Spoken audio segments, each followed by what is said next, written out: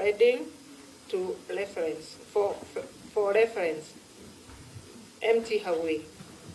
The vessel departed to the port of Jeddah 29 September 2023, loaded with 100,000 metric tons of EN 590 10 ppm. The vessel arrived on the Kenya waters on 11th October 2023, indicated in the attached cargo manifest and Q88.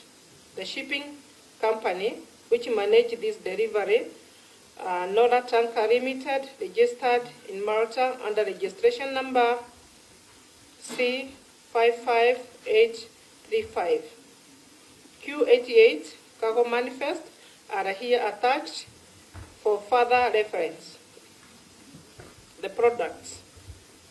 The cargo on board MT Hagui was refined by LC Alpha AAA, which stored and sold from the Republic of Kazakhstan as indicated by the certificate of origin number K300066 EN 590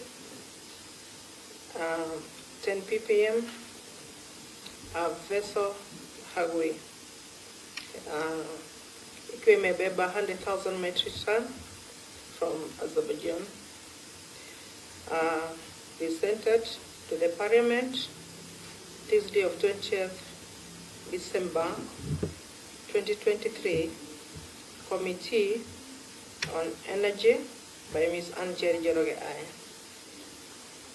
I am Njeri, a Kenyan, a trader in oil and gas products, having started the business in year 2009 and worked to build network and business links with the refineries and oil allocations holds in the Middle East and Asia. Point of order, Chair. Yes, please. I don't know whether Anne can, instead of reading the entire document, she can summarize the story. Because she knows what we are talking about, we've already presented the question. So I don't know whether it's possible for her to go straight to the point. My thinking is that since she has not exhausted the 15 minutes, it is a right, Chair, to present the matter as she wishes, that it is going to do her justice. Much obliged, Chair. Yes, please. Chair. And it is not a lot, because I looked at the statement. It is just 2 pages. And she's comfortable reading it, and we have the 15 minutes. Please, I'm requesting that we just give her the time to prosecute. It is just 2 pages. Fully guided. Fully guided. Please. Okay. Unless herself she changes mind. But you have the freedom either to read it or summarize it in your own words, but it's up to you to choose. Proceed. I prefer to read. Okay. Shall I continue? Yes, please, proceed. Okay. Oil allocation holders in the Middle East and Asia. I set up my base in Dubai, UAE, to run a business of moving petroleum products to African countries under the company Ans Import and Export Enterprise Limited. I also run a mineral trading company called ICAD General Trading LLC, Dubai. In regard to MT Hagui, which was loaded with 100,000 metric ton products EN 590 10 ppm, I submit that I purchased the fuel using credit line held in HSBC Bank in Dubai. Together with a business partner, we have an account in the bank which we settle payments for products we have been allocated. The cargo on MT Hagui was paid from this bank just like all other petroleum transactions we have executed over the years. The product was indicated as heading to the port of Mombasa of the Bill of Lading. The bill is a document which can be amended to the buyer's name once commercial discussions have taken place and concluded. This means that if we got a customer in Tanzania, we would ask the shipping agency to generate a new custom bill of lading which reflects the buyer's final port of discharge. Our business model is such that sometimes a product is loaded on ship from a storage location or a refinery, and at that point, we may not have a concluded commercial with a buyer.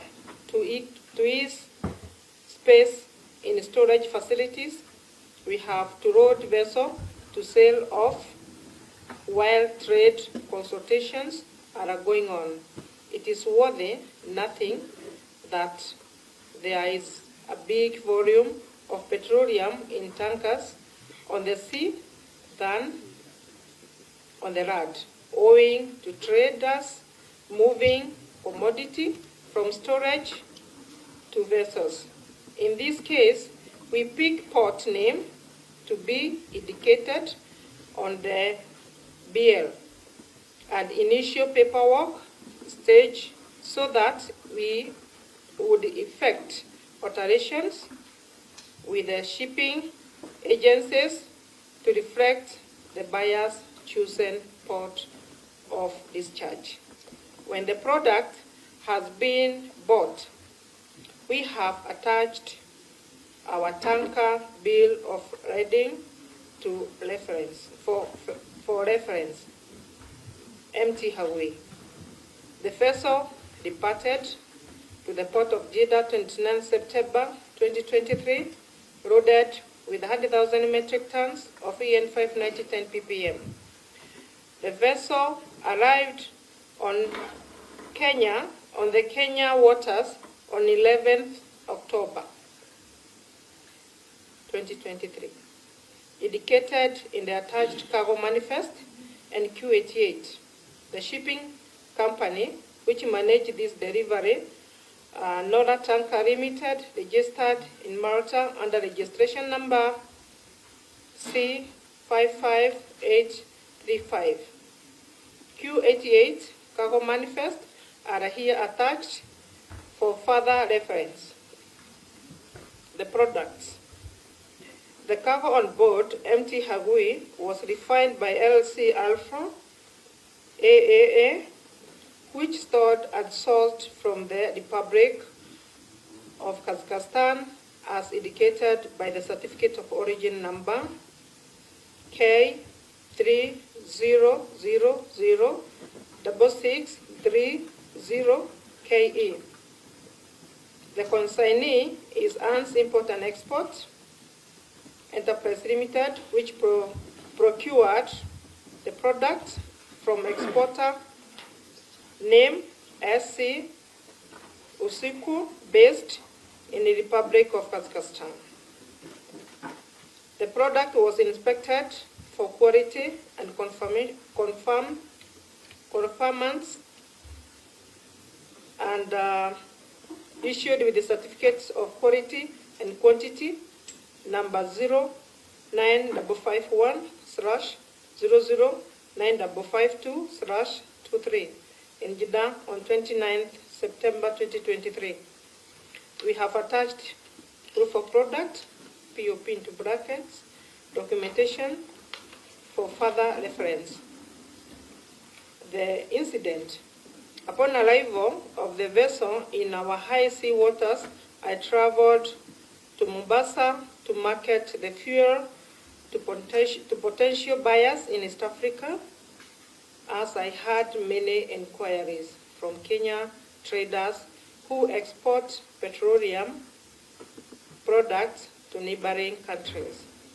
I contacted buyers in Tanzania, Congo, South Sudan for my business as a trader, with the strength that the cargo was already within East African waters and therefore within proximity to the large region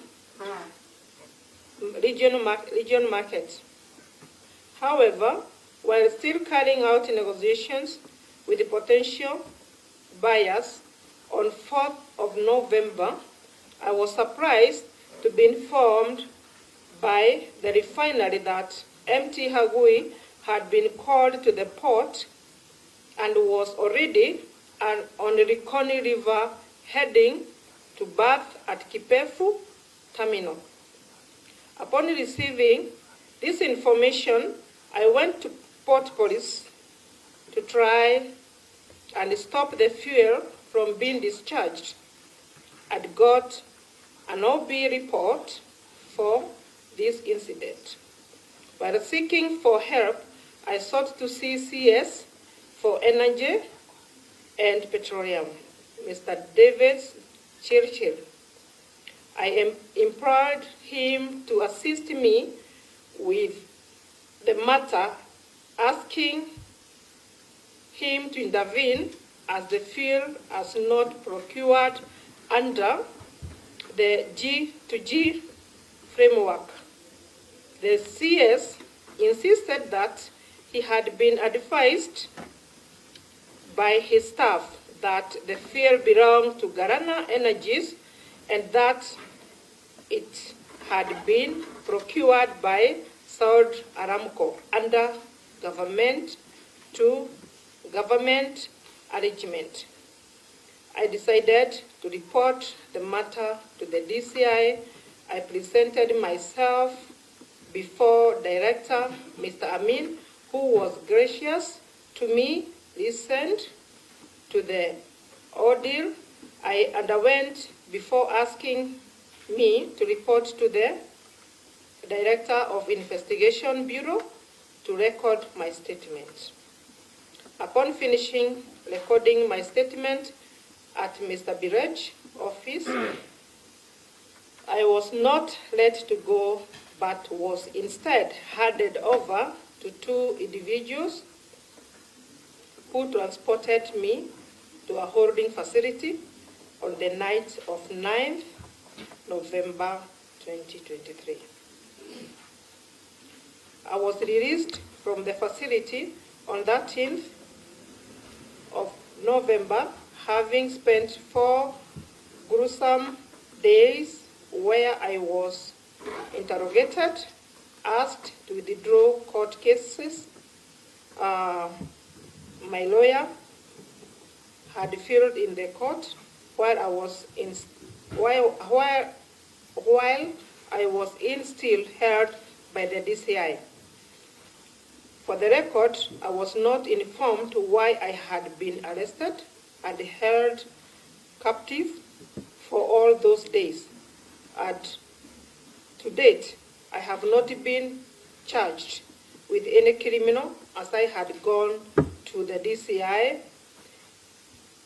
to seek help and record a statement on my cargo, which by then had started discharging, despite a court order which we had sought restrain KPA and KPC from discharging. Conclusion. It is my humble submission that I procured this fuel for the sale into my country in East Africa as upstream trader, into bracket, not an importer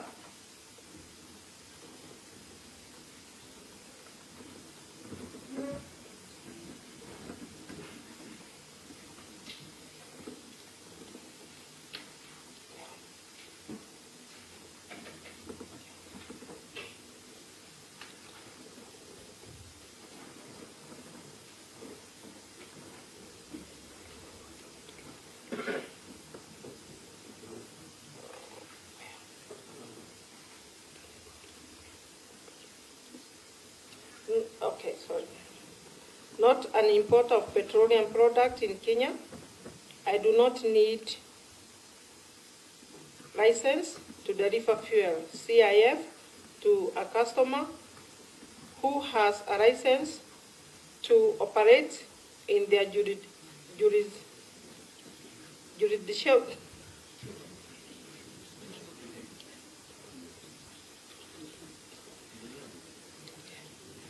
I amend the import documentation to the buyer and deliver the product to final port. I do not run business in the downstream or fuel import space in Kenya as I am not licensed.